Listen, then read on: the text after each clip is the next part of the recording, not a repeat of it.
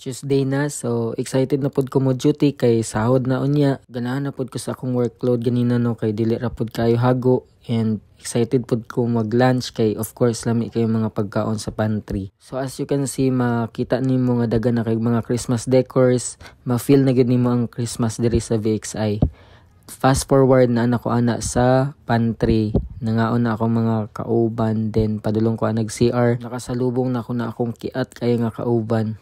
So padulong ko naggawas guys kay actually morning na siya. Padulong ko sa karinderya kay mukaon ko barato ra man gud didto sa gawas. Mao to akong new found nga karinderya, so murag mao na pud to ako ang perminti kaunan.